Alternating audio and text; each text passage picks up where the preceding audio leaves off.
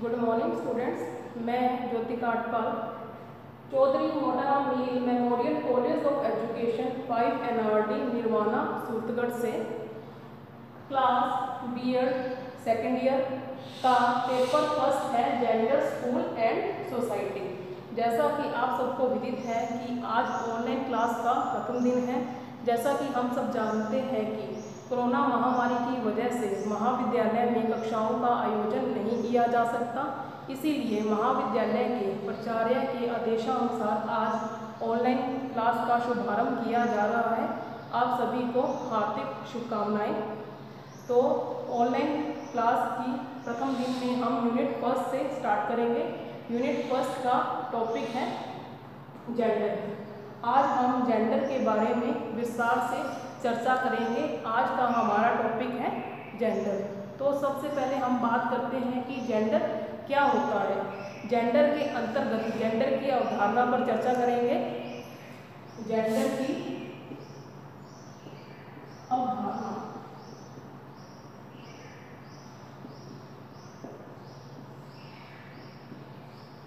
आप सभी ने इंग्लिश ग्रामर में जेंडर शब्द सुना होगा, जो लिंग के अर्थ में उपयुक्त होता है, स्त्रीलिंग या पुल्लिंग। परंतु सामाजिक संदर्भ में इसका एक विशेष अर्थ होता है। सामाजिक संदर्भ में यह एक अवधारणात्मक शब्द है जिसका अर्थ है हमारे समाज में महिला व पुरुषों को किस नज़रिए से देखा जाता है, उन्हें कौन सी भूमिकाएं, संसाधन व अधिकार देता है और उन्हें किस तरह की मानसिकता सिखाता है। एग्जाम्पल के तौर उदाहरण के तौर पर हम बात करते हैं कि हम अपने घरों में ही देखते हैं कि जो पिता हैं वो घर के बाहर कार्य करते हैं, जैसे कोई दुकानदारी करता है, कोई कृषि करता है, कोई खेती करता है, कोई जॉब करता है, नौकरी करता है। और जो महिलाएं हैं वो घर से संबंधित कार्य करती हैं, जैसे घर की देखभाल, घर की साफ सफाई, घर की साज सज्जा, खाना बनाना, बर्तन साफ करना आदि कार्य करते हैं। तो यही चीज़ जेंडर के अंदर है कि जेंडर के आधार पर ही जो हमारा ये समाज है वो महिला व पुरुषों को किस तरह के व्यवहार सिखाता है। ये तो हुआ जेंडर की अवधारणा। अब हम बात करते हैं जेंडर के अर्थ के बारे में।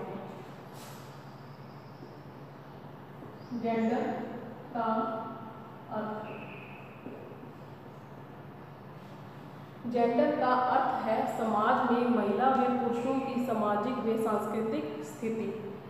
जो हमारा ये समाज है वो महिला व पुरुषों को सामाजिक परिवेश में ढालने के लिए, जिसमें हम रहते हैं, सामाजिक परिवेश में ढालने के लिए उन्हें अलग तरह के या कौन कौन सी भूमिकाएं या व्यवहार सिखाता है। जेंडर के आधार पर ही समाज में महिला व पुरुषों की भूमिकाएं निर्धारित होती हैं कि जेंडर, जैसे जेंडर के तौर पे अगर वो पुरुष है तो उसके कार्य पुरुष वर्ग से संबंधित होंगे, अगर जेंडर के तौर पर वो महिला है तो उसके कार्य महिला वर्ग से संबंधित होंगे। तो कहा जाता है कि जो जेंडर है वो समाज में महिला व पुरुषों की सामाजिक व सांस्कृतिक स्थिति का अध्ययन करने में एक साधन के रूप में उपयुक्त होता है। अतः जो जेंडर है वो सामाजिक व सांस्कृतिक विशेषता है, प्राकृतिक नहीं। फिर लिंग और जेंडर दो शब्द हैं।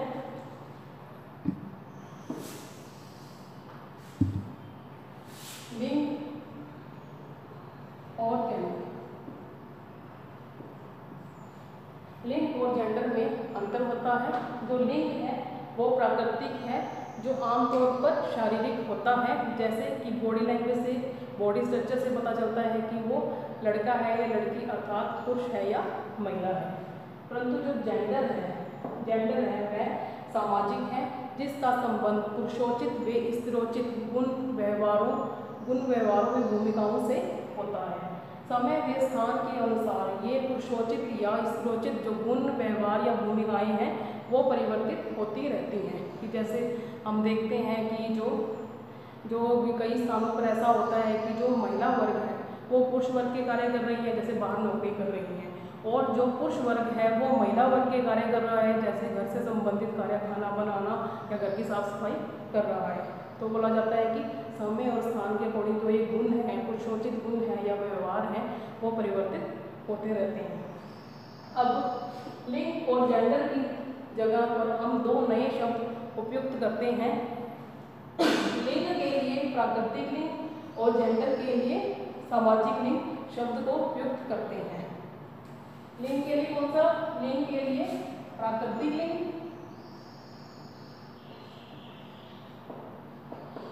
और जेंडर के लिए सामाजिक लिंग।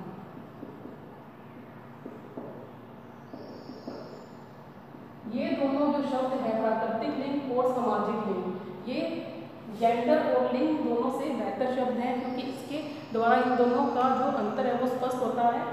अब हम प्राकृतिक लिंग और सामाजिक लिंग के बीच में जो अंतर है या असमानता है उसे एक तालिका के द्वारा समझेंगे।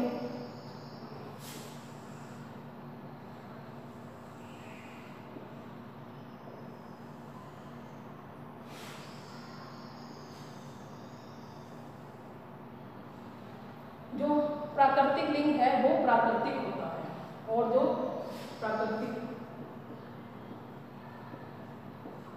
और जो सामाजिक लिंग है अर्थात जो जेंडर है वो पुरुषों के द्वारा बनाया गया है।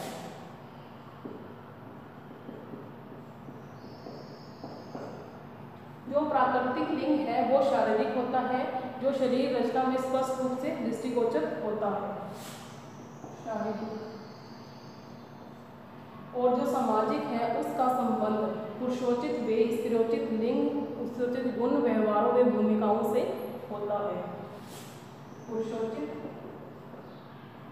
एवं स्त्रीयोचित गुण।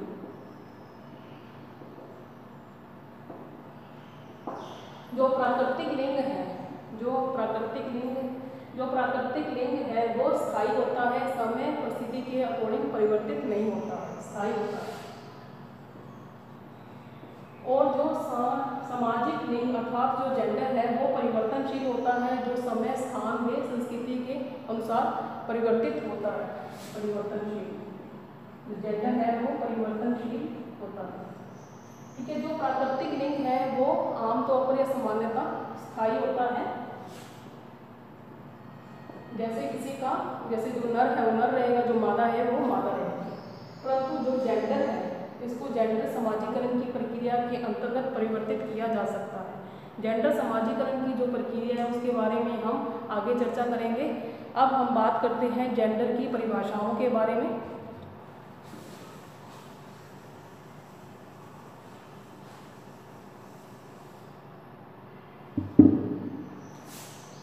जेंडर की परिभाषा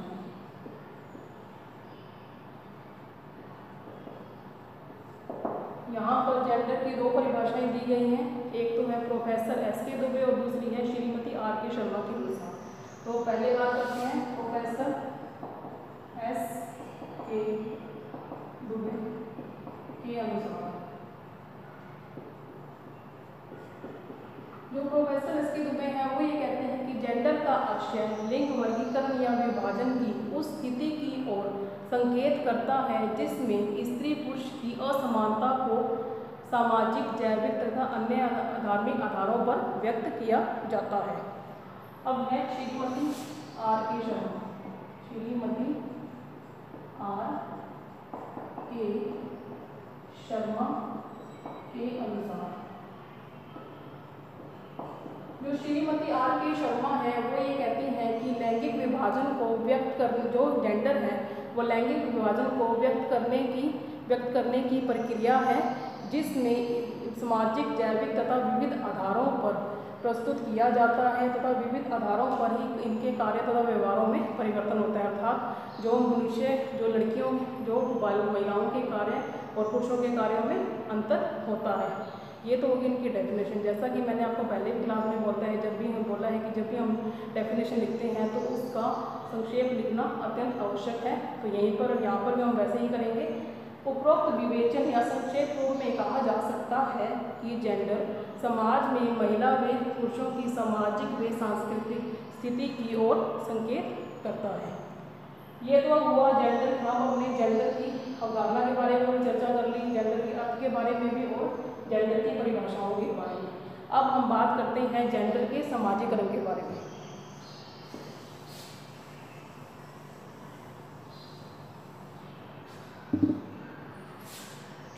जेंडर का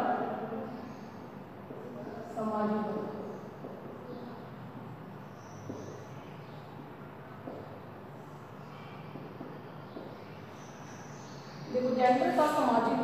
जैसा कि इसके नाम से पता लग रहा है, जेंडर का समाजीकरण अर्थात जेंडर का समाजीकरण कर दिया जाता है। शारीरिक रचना के कारण महिला व पुरुषों की भूमिकाओं में अंतर होता है। घर खाना बनाना, घर की साफ सफाई करना, बच्चों की देखभाल करना, घर की देखभाल करना आदि कार्य महिलाएं करती हैं। पुरुष खेती करना, नौकरी करना, कृषि करना और बाजार आना जाना आदि कार्य करते हैं। इसके आधार पर दोनों की भूमिकाओं को, महिला व पुरुष दोनों की जो भूमिकाएं हैं उनको हमेशा के लिए पृथक किया जाना उचित नहीं है। वर्तमान में यह स्थिति परिवर्तित हो चुकी है। आज जो पुरुष वर्ग है वो बच्चों को नहलाने, उनके कपड़े बदलने, उनके साथ खेलने, उनको खाना खिलाने संबंधित कार्य करता है। सामाजिक मान्यताओं के कारण अनेक पुरुष ऐसा करना पसंद नहीं करते हैं और जो करते हैं वो सार्वजनिक रूप से इसको बताने में संकोच करते हैं कि जैसे अपने देखते हैं कि जो पुरुष वर्ग है पहले तो वो महिला वर्ग का कार्य ही नहीं करता, अगर करता भी तो है तो सार्वजनिक रूप से इसको प्रदर्शित नहीं करता, क्योंकि उससे ऐसा लगता है कि अगर सार्वजनिक रूप से इस चीज़ को प्रदर्शित करेगा या शो करेगा तो उसकी जो इमेज है वो खराब हो जाएगी। वैसे अपने देखते हैं कि होटल है या ढाबे हैं, वहाँ पर बड़ी खाना बनाना, खाना परोसना, बर्तन साफ करना या कार्यालय में जो सफाई का जो कार्य है वो पुरुष वर्ग के द्वारा ही ज़्यादा किया जाता है। पिछली अनेक सदियों से यह माना जाता रहा है कि महिला व पुरुषों की चारित्रिक गुण, विशेषताओं व भूमिकाओं में जो अंतर है वो उनकी शारीरिक रचना या जैविक विशिष्टता के कारण होता है और यह असमानता जो है स्त्री व पुरुष के अंदर जो भी असमानता है वो हम सबको व्यवहारिक लगती है, प्राकृतिक लगती है, स्वाभाविक लगती है। क्योंकि जैसे कि हम शुरू से ही देखते आ रहे हैं कि जो हमारे समाज में जो महिला वर्ग के कार्य हैं वो घर से संबंधित हैं और जो बाहर के कार्य हैं वो पुरुष वर्ग से संबंधित है, तो करके हमें ये जो चीज़ है प्राकृतिक लगती है, ऐसा लगता है कि रियल में ऐसा ही होना चाहिए, परंतु वास्तव में यह ऐसा नहीं होता है। अन्य प्राणियों की तरह मनुष्य भी नर व मादा के रूप में उत्पन्न हुआ है, लेकिन हर समाज में संस्कृति लड़की व लड़कियों की परवरिश करते समय उन्हें अलग अलग भूमिकाओं, गुणों, विशेषताओं के द्वारा अलग अलग रूपों में ढालने का प्रयास करता है। इसे ही जेंडर का समाजीकरण कहा जाता है। कि जैसे अपनी बात करते हैं कि अगर कोई लड़का है तो वो घर पर अगर बर्तन साफ करना चाह रहा हो या घर की सफाई करना चाह रहा हो तो उसको बोला जाता है नहीं बेटा ये तेरा कार्य नहीं है, ये कार्य तो जो है वो लड़कियों का या महिलाओं को है। तो वही चीज़ है कि जो मतलब जैसे लड़कियां अगर वो बाहर जाती हैं उन पर विभिन्न प्रकार के इंस्ट्रक्शन लगाए जाते हैं कि आपने बाहर नहीं जाना, रात के टाइम जाना है तो अपने ब्रदर या पिता के साथ ही आपको जाना चाहिए। तो इस प्रकार के इंस्ट्रक्शन लगाए जाते हैं। क्या वही कही जाता है कि समाज जो हमारा ये समाज है वो लड़कियों की जब परवरिश करता है तभी उन्हें अलग अलग रूपों में ढाल देता है। इसे ही जेंडर का समाजीकरण कहा जाता है। फिर हम बात करते हैं कि जो जेंडर के समाजीकरण की जो एक प्रक्रिया है वो बालक के जन्म से ही प्रारंभ हो जाती है। अनेक दक्षिण एशियाई देशों में बेटे के जन्म पर खुशियां मनाई जाती हैं और बेटियों के जन्म पर नहीं। ये तो आमतौर पर हम भी देखते हैं, कई समाजों में ऐसा होता है कि अगर घर पे बेटा पैदा होता है तो बहुत अच्छी पार्टी दी जाती है, बहुत ग्रैंड पार्टी दी जाती है। अगर लड़की पैदा हो जाती है तो घर पर सभी दुखी होते हैं कि लड़की पैदा हो गई। कहा जाता है कि जो लड़के हैं उनको जो लड़के हैं उनको बेहतर प्यार, सम्मान व खान पान, रहन सहन दिया जाता है। कि जैसे फॉर एग्जाम्पल अपने बात करते हैं कि जैसे कोई परिवार है बहुत गरीब है, उसमें लड़का और लड़की दोनों हैं, परंतु जैसे उनकी आर्थिक स्थिति भी सही नहीं है और आर्थिक स्थिति उनकी ऐसी है कि वह एक बच्चे को पढ़ा सकते हैं, तो वो जो प्रेफरेंस है वो लड़के को ही दी जाएगी, उसको ही पढ़ाया जाएगा, उसको ही पढ़ाया जाएगा। लड़कियों को मतलब लड़कों को तो कहा जाता है कि आप ताकतवर बने, मजबूत बने, और लड़कियों को अक्सर कहा जाता है कि जो आपका नेचर है वो शाही किस्म का होना चाहिए।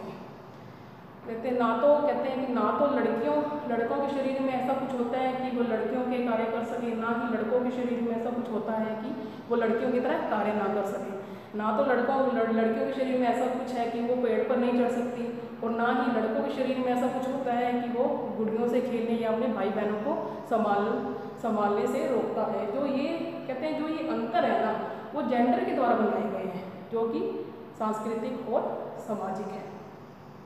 अब हम बात करते हैं, इसे एक एग्जाम्पल के तौर पर समझते हैं कि जैसे एक मध्यम परिवार की लड़की है, उसका जो मतलब आमतौर पर जो उसका जीवन है वो घर या विद्यालय तक ही सीमित होता है। परंतु और ज़्यादा अगर उम्र में थोड़ी बड़ी होती है तो उससे बोला जाता है कि बेटा आपको अपनी माता की हेल्प करनी चाहिए। तो जो एक आदिवासी लड़की है जिसका जीवन जंगलों में पेड़ पौधों के बीच में भेड़ बकरियों को चराते हुए बीतता है, वो पेड़ों पर चढ़ती हैं, नदियों में नहाती हैं, दोनों ही लड़कियां हैं, दोनों के शरीर भी एक जैसे ही है, परंतु उनकी जो योग्यता है, उनकी जो योग्यताओं का विकास है, ये सपनों में अंतर होता है कि जैसा जिसको माहौल मिलता है वैसे ही उसके अकॉर्डिंग बन जाती है। फिर कहते हैं कि पहले के टाइम में क्या होता था कि जब किशोरावस्था आते आते लड़कियों की शादी कर दी जाती थी, परंतु आज ऐसा नहीं होता है। जैसे आज अपने देखते हैं कि बाल विवाह से संबंधित अनेक कानून बन गए हैं और आज उसकी रोकथाम भी की जा रही है, परंतु कई जगह आज भी वैसी स्थिति और कई जगह पर स्थिति परिवर्तित हो चुकी है। आज जो महिलाएं हैं वो घर के बाहर जाकर नौकरी कर रहे हैं। फॉर एग्जाम्पल जैसे आप मेरा ही ले लीजिए। आज जो महिला वर्ग है वो हर क्षेत्र में, जैसे राजनीतिक क्षेत्र हो, व्यापार क्षेत्र हो, हर क्षेत्र में पुरुषों के साथ कदम से कदम मिलाकर कार्य कर रहे हैं। आज जो जेंडर है, जेंडर से संबंधित जो सामाजिक सांस्कृतिक जो भूमिकाएं हैं या जो संसाधन है वो परिवर्तित हो चुके हैं। इसीलिए हम कहते हैं कि जो जेंडर है वो परिवर्तनशील है। जैसा कि अपन ने पहले भी पढ़ा है कि जो जेंडर है वो परिवर्तनशील है, समय और स्थान के अकॉर्डिंग परिवर्तित होता रहता है। फिर अब कहते हैं कि हमने देखते हैं कि जो ये हमारा या समाज या संस्कृति या हमारे खुद के प्रयासों के द्वारा ही हम अपनी बॉडी स्ट्रक्चर में बहुत चेंज कर सकते हैं। पोषण, प्रशिक्षण, व्यायाम के द्वारा हम अपने जो शरीर के आकार, वजन, मजबूती व शक्ति को बढ़ा या घटा सकते हैं। और फिर कहते हैं कि जैसे हमने देखा है कि जो शुरू में बच्चा जब पैदा होता है तो उसके लिंग के आधार पर उसे एक खास श्रेणी में रख दिया जाता है। अगर वो लड़का है तो उसे उसकी एक अलग श्रेणी होगी, अगर वो लड़की है तो उसकी अलग श्रेणी होगी। इसके साथ साथ जैसे जैसे उसकी उम्र बढ़ती रहती है तो सामाजिक लिंग से संबंधित जो भी भूमिकाएं होती हैं या जो भी संसाधन होते हैं या अधिकार होते हैं वो उनके जीवन का हिस्सा बन जाते हैं। इसे ही हम जेंडर के समाजीकरण की प्रक्रिया कहते हैं। कि क्या जाता है कि जैसे बच्चे को बुलाया जाता है, प्यार किया जाता है या दुलारा जाता है, वैसे ही उसका जेंडर निर्धारित हो जाता है। जैसे कि अपने लड़कों को तो बोलते हैं ओ बेटा या बाबू बोलते हैं, और लड़कियों को हमेशा बोलते हैं कि ओ मेरी बेटी बहुत प्यारी लग रही है। तो कहते हैं शुरू से ही, बचपन से ही बच्चे को उसके जेंडर से संबंधित जो संदेश है या जेंडर से संबंधित जो भी जेंडर से संबंधित उनको संदेश दिए जाते हैं कि आप लड़के हो तो आपको ऐसे बुलाया जाएगा और आप लड़की हो आपको ऐसे बुलाया जाएगा। यही है जेंडर के समाजीकरण की प्रक्रिया। अब आपको समझ आ गया होगा कि जेंडर के समाजीकरण की प्रक्रिया क्या है, कि जो हमारा समाज है वो जेंडर के आधार पर ही महिला व पुरुषों की जो भूमिकाएं हैं, व्यवहार है, उन्हें बताता है या सिखाता है। तो आज की क्लास में इतना ही। अभी ये टॉपिक आपका कंप्लीट नहीं हुआ है, जो आगे है उसे अपने नेक्स्ट क्लास में कंटिन्यू करेंगे। अब एक चीज़ जो ध्यान देने योग्य है कि जैसे कि आपको जो भी मैंने आपको पढ़ाया है आज, उसकी जो PDF है वो आपको सेंड कर दी जाएगी। तो आपने एक प्रॉपर रजिस्टर लगाना है, उसके ऊपर लिखना है paper first gender school and society. तो उसके नोट्स बनाने हैं, प्रॉपर नोट्स बनाने मुझे, और हो सकता है कि आने वाले टाइम में आपका क्लास टेस्ट भी हो, तो इस चीज़ पर विशेष ध्यान दिया जाए। वीडियो को अच्छे से सुने आप और उससे संबंधित नोट्स बनाएं, हर चीज़ ये करें। तो ये ठीक है। Okay students, thank you.